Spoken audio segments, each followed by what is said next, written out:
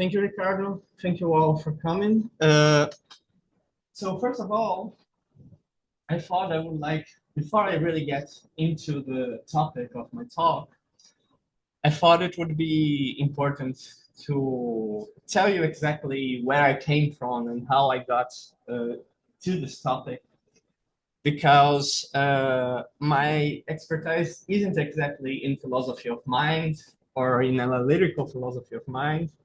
I have done my master's and my PhD on German idealism, and that from a very continental approach, so to speak. Uh, so this is really new territory for me, and so I'm very sorry if there's still a lot that has to be further developed, but I wanted to give you some context so you understand where I'm coming from. Because in my research on German idealism, of course, one of the most important topics for German idealists is the theme of consciousness. How is consciousness? How does consciousness arise? How is it connected to reality? What kind of knowledge do we have of reality through consciousness?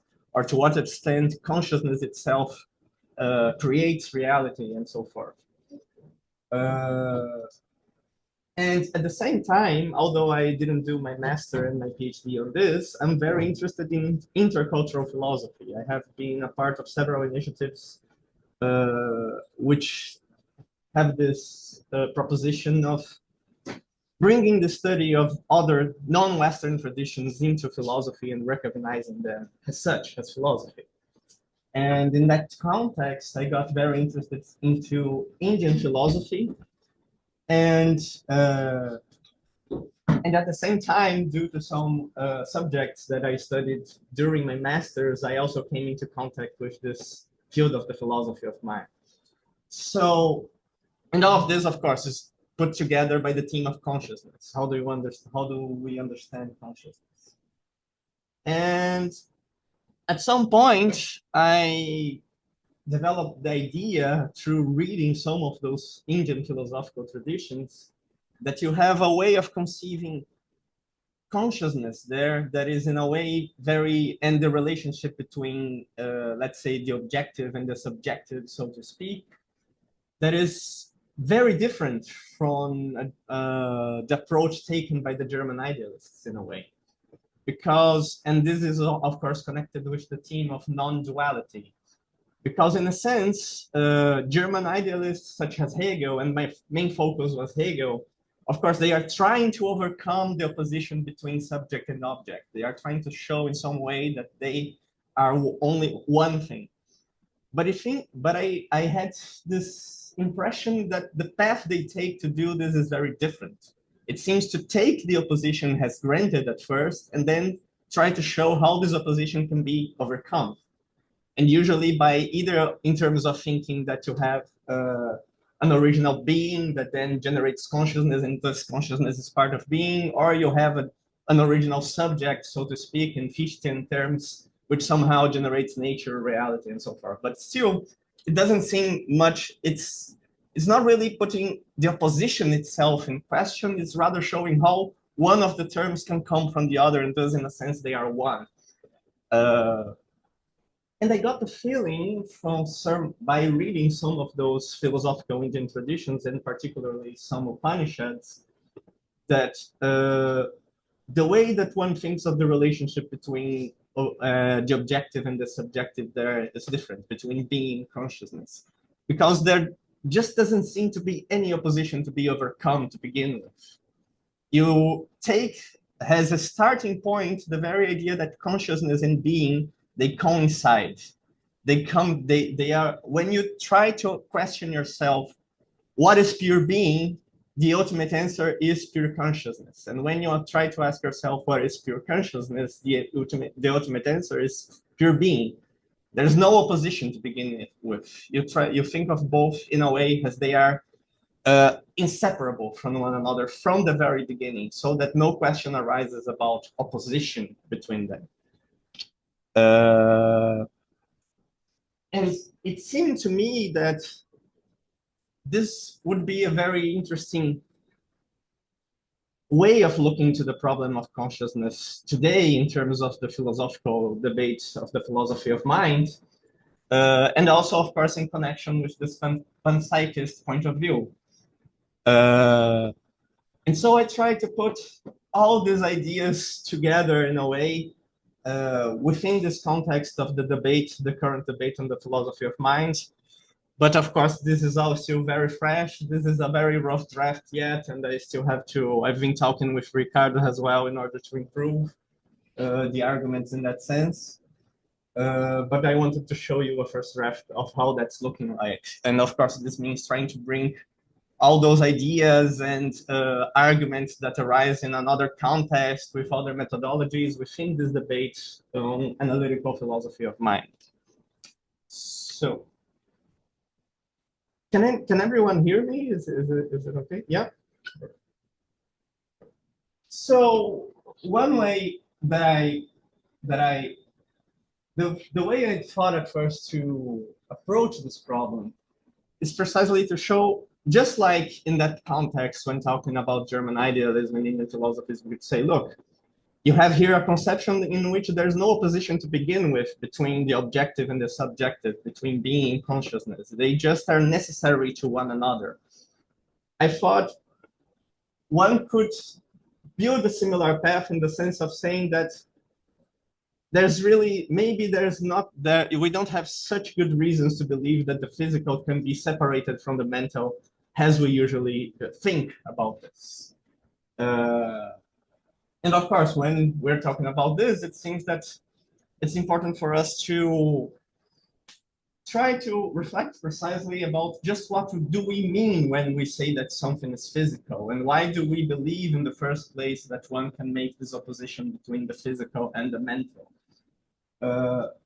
Problem is that, funnily enough, most of the debate when we talk about physicalism in the philosophy of mind doesn't seem really to be focused on defining what our understanding of physical is, but rather what does it mean to say that the mental supervenes on the physical, or is dependent on the physical, or somehow can be explained in physical terms. So what you have very often is much more a discussion about what should be the relationship between the physical and the mental, rather than about our understanding of what the physical itself is. And it seems to me that this is already a symptom that there might be something wrong, or there might be something problematic about the way we are conceiving this opposition between the physical and the mental. And when we come to this discussion about what is understood to be physical, it seems we have several different attempts at defining the physical, and what I wanted to show is that none of them really manages to show in a convincing way, in a compelling way, that the physical can be separated from the mental, that somehow we should believe there's this opposition to begin with. And by trying to read about this, I came across, of course, the Hempel's dilemma, this very idea that, physicalism has the thesis that everything is physical, is either trivial or is just false if we define it either in terms of current physics or of a future completed physics. Like, if you provide a definition of the physical in terms of what our current scientific physical theories are, then, according to Hempel, physicalism is most likely false, because our current physical theory is most likely false. It's probably going to be still updated and improved with new elements, and so we don't have any reason to believe that physicalism in that specific sense is true. But on the other hand, if you try to define the physical in terms of future physics, of what the future physics will consider to be the physical elements that you have to have in your theory in order to explain everything in the world, then it's true in a way, but it's trivial because anything can be physical in that sense, including mental phenomena. We can come to the conclusion that somehow mental properties are a fundamental part of the physical world that cannot be explained or reduced to any other physical elements, and so they are just part of our physical explanation of the world. So there's no particular reason then to believe that in that sense, the physical would necessarily be opposed to the mental. We can eventually think that future physics might include the mental as part of the physical world in a way of providing an explanation of everything in it. And then there's an article from Barbara Monteiro on naturalism and physicalism, in which she discusses the Hempel's dilemma, and she says, look, maybe for physicalists, a more interesting approach would be not to define physics in terms of current or future physics, but rather precisely by this idea of opposition to the mental. The physical, we take the physical to be what's not mental.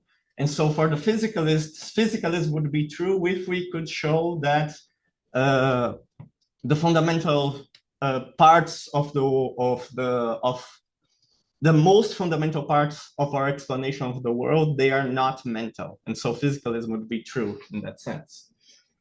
But a problem for me with this definition is that it precisely seems to me to take as granted the most important question that we have here is which is can we really pinpoint something that satisfies this condition and that we know that satisfies this condition of being physical but not being mental? I mean, of course, if you give this definition, you're already assuring that nothing within it will be considered mental because it's in the definition itself, unlikely when not like when we define physical in terms of current or future physics. But still, that doesn't mean that there is anything indeed that satisfies this condition. It's just taking this point for granted. And moreover, and precisely, I think several problems with this way of defining is precisely one problem there is connected precisely with the fact that you don't really have a positive definition of what the physical is. You're just saying, you're just defining in terms of what it's not. And so you cannot really test this definition and say, oh, so I'm saying that physical is such and such stuff. Okay, so let's see if such and such stuff, they have mental properties or not. And you're not able to do that with this negative definition. And on the other hand, when you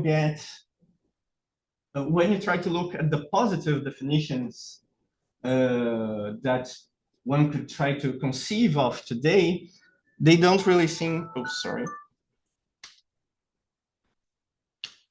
They don't, again, they don't really seem to lead us to the conclusion that those things that are defined positively as physical, they have to be non-mental. Like, I mean, or at least the positive definitions that are relevant for us today. I mean, of course, the physical was once defined in terms of matter, but nowadays this is an outdated conception for the physical itself, because you don't have only matter, you have energy, you have gravity fields and so on.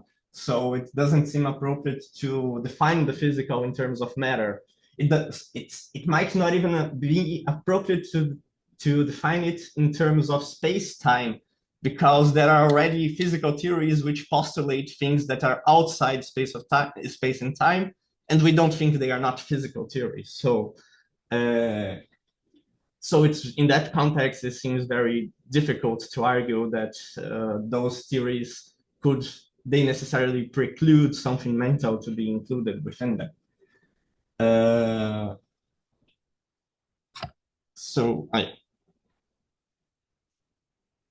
On the other hand, I guess the argument I'm trying to build first is, in this first moment, is to say, look, on the one hand, we don't seem to have any particular reason to believe that there's an understanding of the physical that necessarily precludes the mental.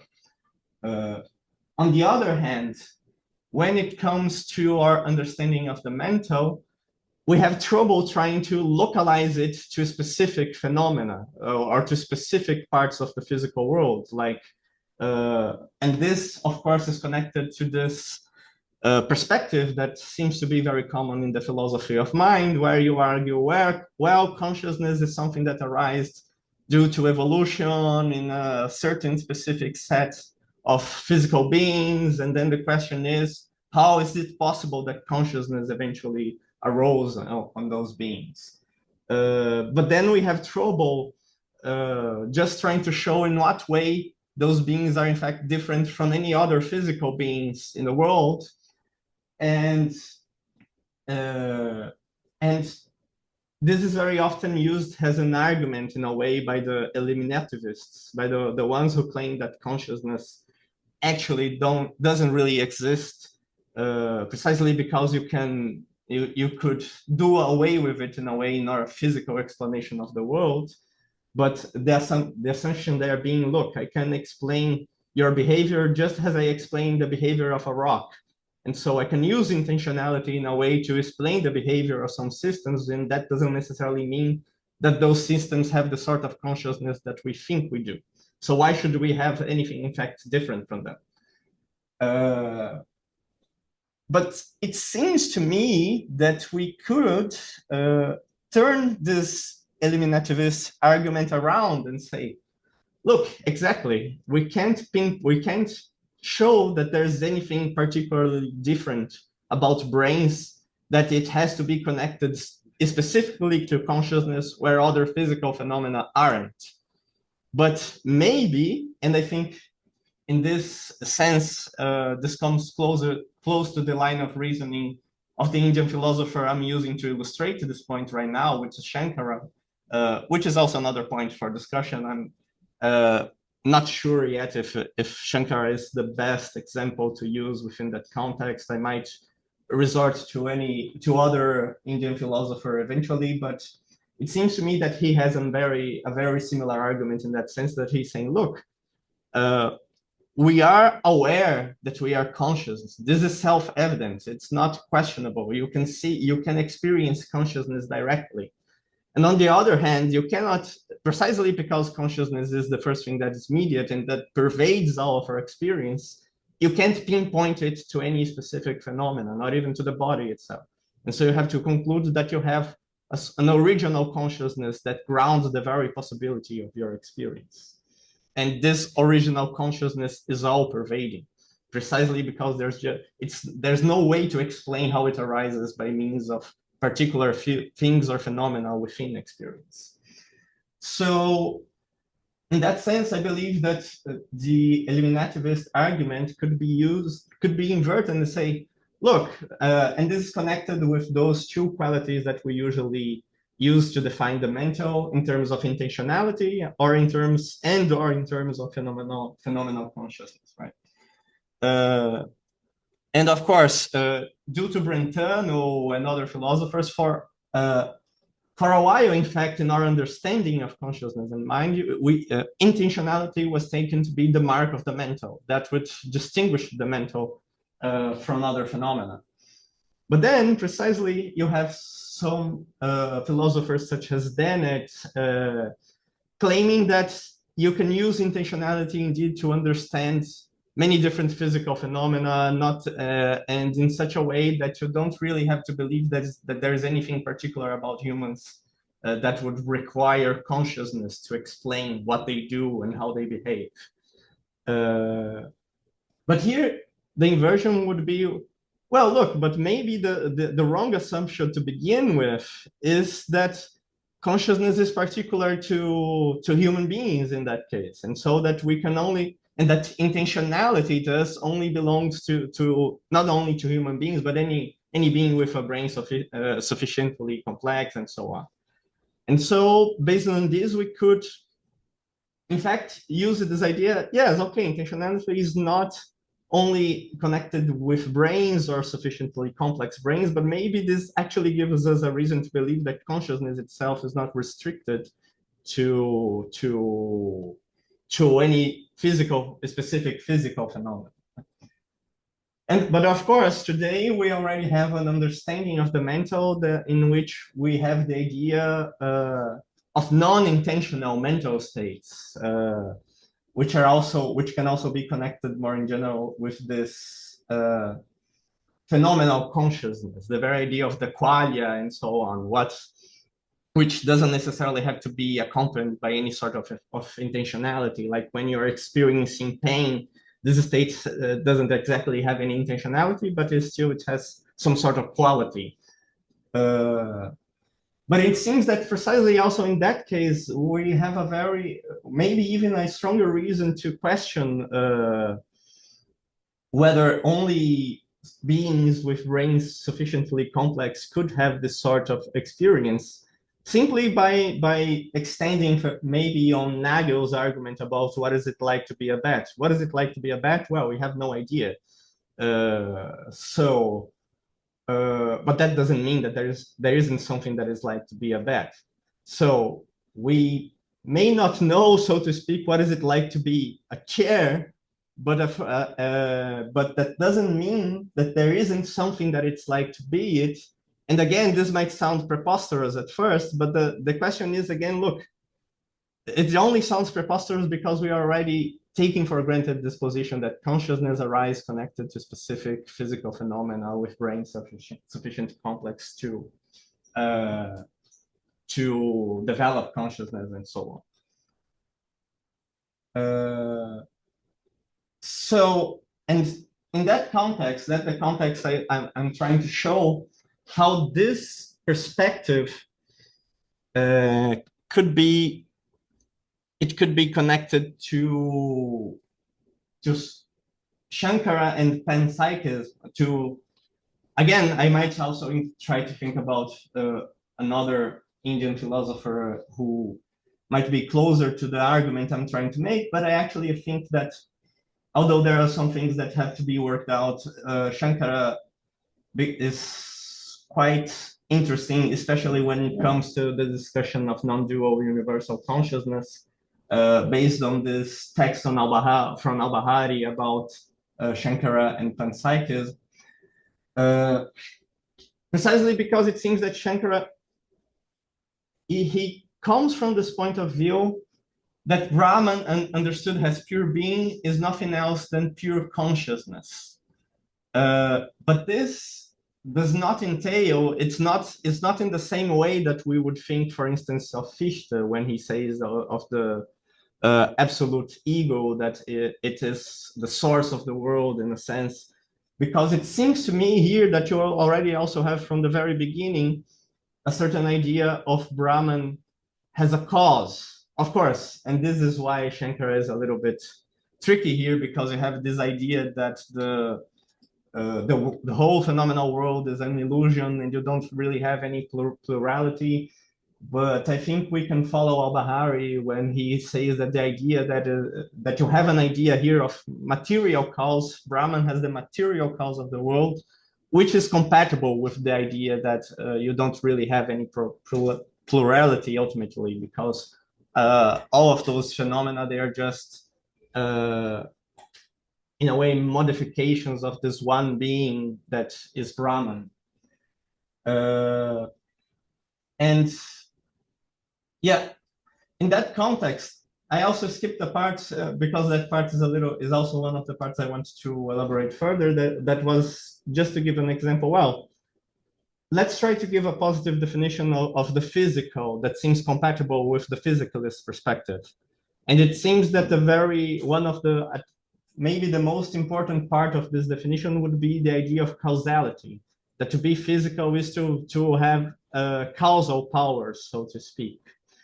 And the physicalist would have this idea that in a way, non-mental causes are more fundamental in a way. They are the ground of the mental.